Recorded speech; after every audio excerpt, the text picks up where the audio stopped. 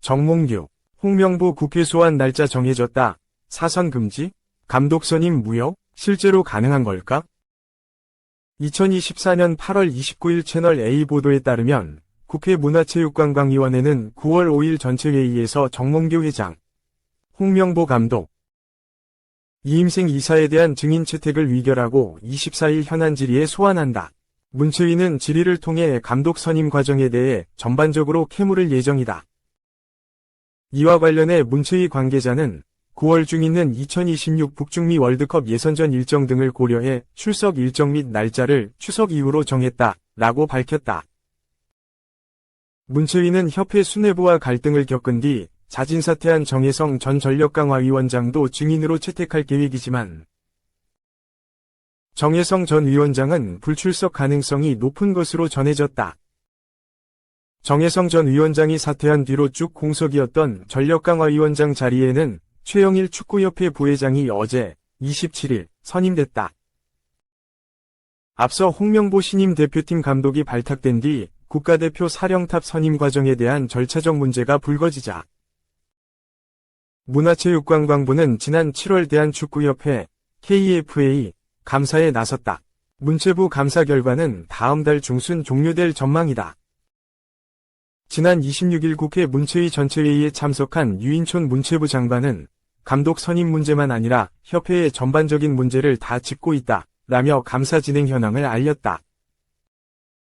유인촌 장관은 홍명보 감독의 선임 과정에 대해 감독 선임은 정무적인 문제라며 축구협회나 관계자들의 의견이 필요하다 라고 말했다. 정몽규 회장의 사선 연임 도전에 대해서도 입을 열었다.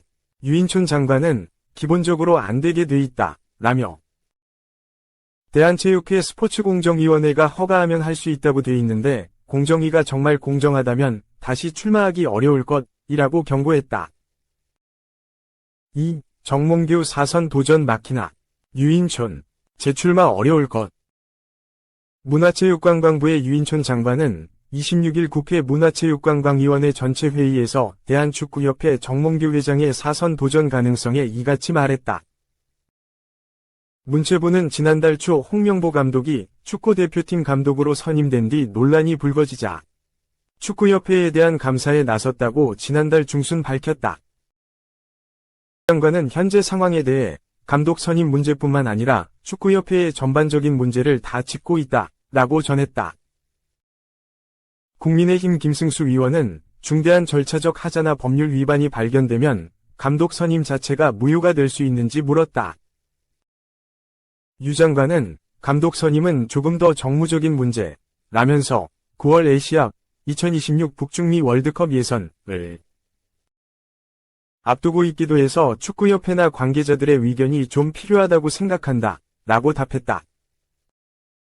또 축구협회가 하나은행에서 600억 원대 마이너스 통장을 개설한 것에 대해선 원래 문체부에 승인을 받아야 하는데 그렇게 안 한 것 자체가 위반이라면서 절차상의 문제 등을 따져 관계자 징계를 요구하고 다른 조치도 할 수 있는지 검토하고 있다 라고 설명했다.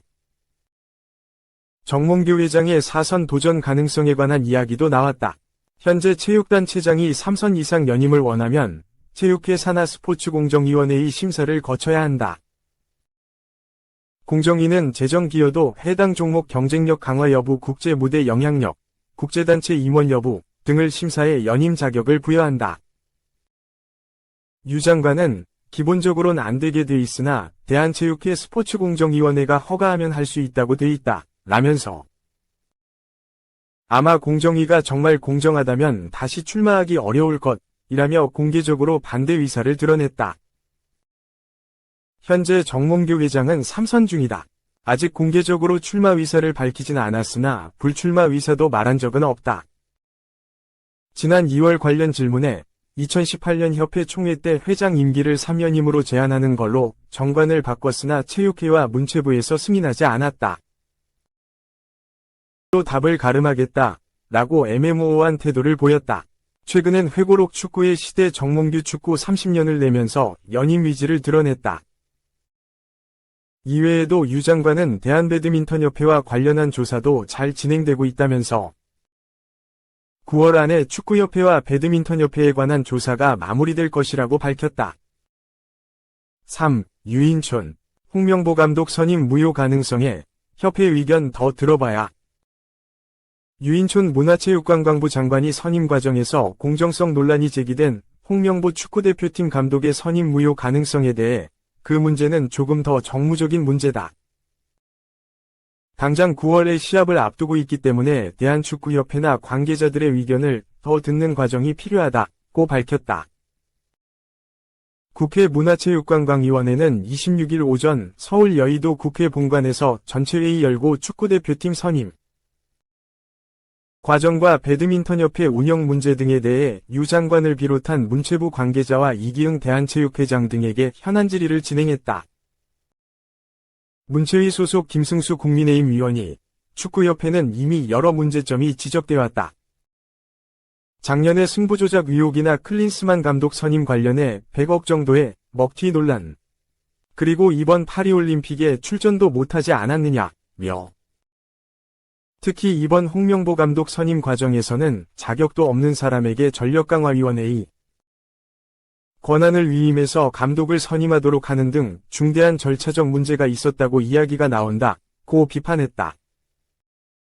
이어 유 장관에게 감독 선임 과정에서 법률 위반 지점이 발견이 되면 감독 선임 자체가 무효가 되느냐고 묻자 유 장관은 현재 감사가 진행 중이다. 이달 중으로 결과가 나올 것이라며 법적인 문제가 지적되면 그에 따른 징계 절차를 진행할 예정이라고 답했다. 문체위 소속 민영배 더불어민주당 의원이 유 장관에게 감사 과정 결과 명백한 하자가 있으면 근본적인 조치를 기대해도 되는 것이냐고 재차 묻자 유 장관은 그렇다고 말했다. 한편 유 장관은 이날 전체회의에서 민 의원에 최근 스포츠협회 관련 문제적 상황의 근본적 원인이 무엇이라고 보느냐라는 질문에 낡은 관행과 오래된 습관 때문이라며 체육을 생각하고 체육인을 생각해야 하는데 체육이 너무 정치 조직화돼 있다고 생각한다. 이는 반드시 고쳐야 한다. 확실히 고치겠다고 강조했다. 4. 시청 SNS 금지했던 홍명보 Z세대 이끌 리더십은? 우여곡절 속에 첫 소집 명단을 발표한 홍명보가 다음 주 월요일 2일부터 본격적인 담금질에 들어갑니다. 과거 엄격한 규율로 선수들 기강을 잡았던 홍명보 감독이 비교적 개인주의 성향이 강한 Z세대 선수들을 어떻게 이끌고 갈지 관심입니다. 깔끔한 슈트에 구두, 마무리로 넥타이까지 한 축구대표팀 선수들이 어색한 발걸음을 옮깁니다. 11년 전 지휘봉을 잡았던 홍명보 감독 불호령에 180도 달라진 소집 풍경입니다. 기성용의 막말 논란으로 어수선한 분위기를 다잡기 위한 것도 있었지만 정장 입소, SNS 금지로 상징되는 홍명보 기강에는 태극마크와 팀 스포츠에 대한 감독의 철학이 담겼습니다. 엿 세례로 시작된 긴 암흑기를 거쳐 홍명보 감독이 새롭게 각인된 이 장면. 이유 있는 카리스마는 K리그 2연패라는 성적으로 증명됐습니다. 10년 만에 대표팀 닻을 올리며 다시 팀보다 위대한 선수는 없다고 확신한 배경이기도 합니다. 손에 꼽을 정도던 유럽파는 어느새 다수가 됐고 그만큼 세계의 주목을 받는 선수들도 늘었습니다. 한때 대표팀 문화를 벗어난 이강인의 하극상 논란까지 위식한 것으로 보입니다. 다만 홍명보 감독은 선수들과의 소통을 동시에 강조했습니다. 사소한 것 하나하나 통제하지 않는 대신 팀에 녹아들어 제 역할을 다해달라는 주문입니다. 태극마크를 단 26명 중 7명이 2000년 대생, 89년생 정우영 1명을 빼면 모두 90년대에 태어난 선수들입니다. 개인주의 성향이 강한 Z세대에게 국가대표 품격과 희생헌신을 잡음없이 입혀내는 것도 홍명보 감독의 중요한 과제 가운데 하나입니다. 5. 홍명보도 이정효도 지웠다. 울산 반등 이끄는 김판곤 감독. 흔들리던 울산 HD가 반등에 성공했다. 시즌 도중 국가대표팀으로 떠나버린 홍명보 감독 이슈도 지독했던 이정효 감독 징크스도 털었다. 지휘봉을 잡은 김판곤, 55, 감독이 빠르게 팀을 재정비했다는 평가다. 울산은 지난달 급격하게 흔들렸다. K리그 3경기 연속 무승, 1무 2패, 위 늪에 빠졌고 홍명보 감독이 대표팀으로 향하면서 수장마저 잃었다. 이경수 감독 대행 체제에선 2연승 뒤 2연패를 당했다. 홍 감독 이탈 전후로 울산은 2승 1무 4패의 초라한 성적을 냈다. 새로 부임한 김판곤 감독의 과제는 재정비였다. 취임 기자회견 당시 1분부터 90분까지 우리가 지배하고 통제하는 경기를 통해 승리를 추구할 것 이라던 김판곤 감독의 계획은 생각보다 빠르게 뿌리내렸다.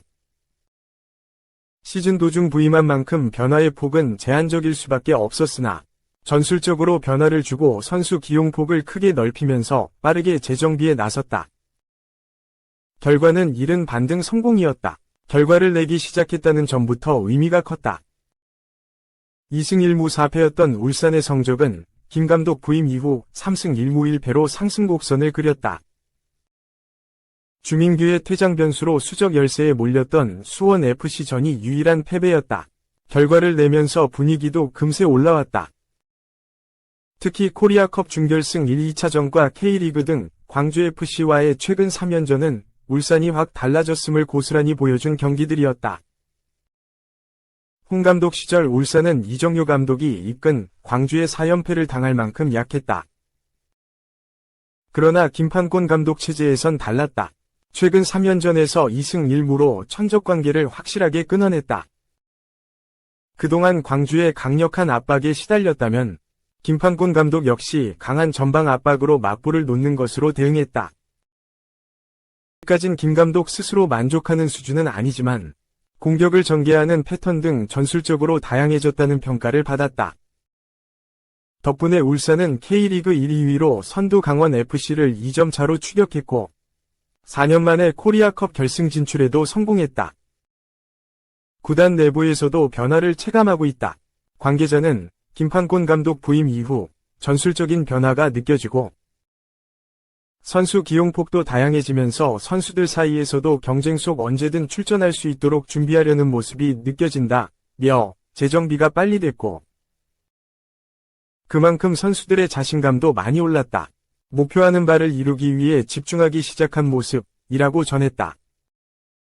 이제 중요한 건 반등에 성공한 분위기를 얼마나 꾸준하게 이어가느냐다. 당장 울산은 31일 포항 스틸러스와 K리그 1 29라운드 동해안 더비를 치른다. 미리 보는 코리아컵 결승전이기도 하다. 최근 상승세 속 라이벌 포항까지 잡으면 울산의 상승세는 더욱 가파르게 이어질 수 있다. 김판곤 감독도 얼마나 중요한지 안다. 이기고 싶고 꼭 이겼으면 좋겠다 고 자신했다.